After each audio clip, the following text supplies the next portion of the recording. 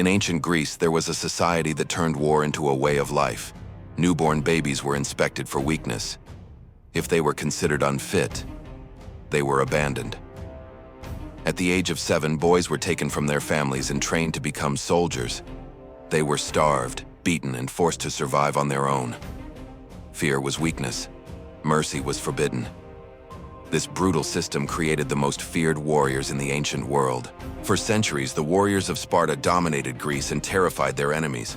But the same system that made Sparta powerful would eventually destroy it. This is the rise and brutal fall of Sparta. Sparta was located in the harsh valley of Laconia, surrounded by mountains that isolated it from the rest of Greece. Sometime around the 10th century BC, Greek warriors known as the Dorians settled in the region. But Sparta did not become powerful through trade or culture like other Greek cities. Instead, it conquered. Spartan armies invaded the neighboring land of Messenia, seizing its fertile farmland.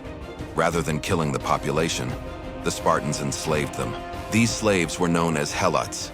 The Helots farmed the land and provided food for Sparta. But there was one problem. They vastly outnumbered the Spartans. In fact, for every Spartan citizen, there may have been 7 or more Helots.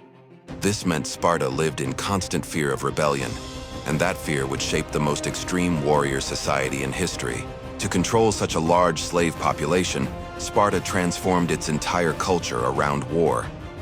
The training system was known as the Agoge.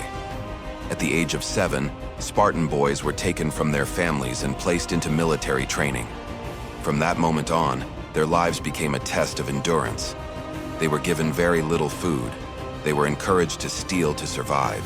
But if they were caught stealing, they were beaten, not for stealing, but for getting caught. At the age of 12, Spartan boys were given only a single cloak each year. They slept outdoors, they went barefoot, and they were constantly pushed to their physical limits. Some were even sent into the countryside in secret missions known as the Cryptaia, where they hunted and killed Helots to keep the population terrified. By the time a Spartan reached adulthood, he had endured years of brutality. But this system produced something extraordinary, an army unlike anything Greece had ever seen. Spartan warriors fought as heavily armored soldiers called hoplites. On the battlefield, they formed a deadly formation known as the phalanx. Each soldier carried a massive shield that protected not only himself, but the man beside him. If one soldier broke formation, everyone could die. So Spartans were trained to trust each other completely. This discipline made the Spartan army terrifying, and soon their reputation spread across Greece. But Sparta's most legendary moment was still to come. In 480 BC, the Persian king Xerxes I launched a massive invasion of Greece. His army may have numbered in the hundreds of thousands. To stop them, a small Greek force marched to the narrow mountain pass of Thermopylae. Leading them was the Spartan king Leonidas III. Among the Greek forces were just 300 Spartan warriors. For 3 days, they held back the Persian army in brutal combat. The narrow pass prevented the Persians from using their superior numbers, but eventually, a Greek traitor revealed a secret path around the mountain. The Spartans were surrounded. Leonidas dismissed most of the Greek army, but the Spartans stayed.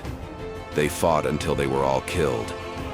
The stand of the 300 Spartans became one of the most famous acts of sacrifice in military history, and Sparta's reputation as the greatest warriors in Greece only grew stronger.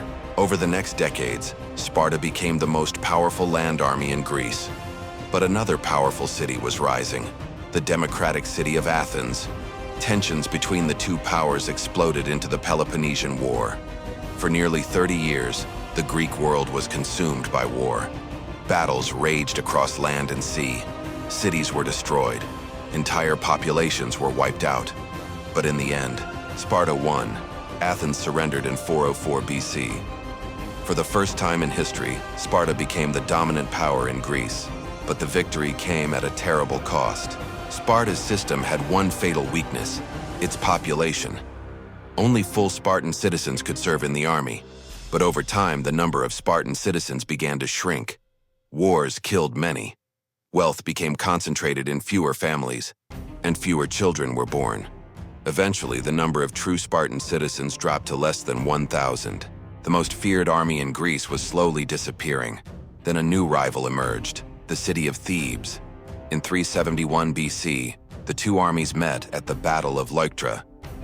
The Theban general Epaminondas used an innovative tactic that shattered the Spartan line. For the first time in centuries, the Spartan army was decisively defeated. Their dominance was over. Soon after, Sparta lost control of Messenia. Without that land and its Helot laborers, the Spartan system collapsed. The warrior state that once ruled Greece was finished. For centuries, Sparta built the most disciplined warriors the ancient world had ever seen. Every part of their society existed for one purpose: war. From childhood, Spartans were taught to endure pain, obey orders, and never retreat. And for a time, it worked. Their army dominated Greece and terrified their enemies. But the same brutal system that created Spartan strength also ensured its destruction. Because Sparta had created the perfect soldiers, but in the end, it failed to create a society that could survive.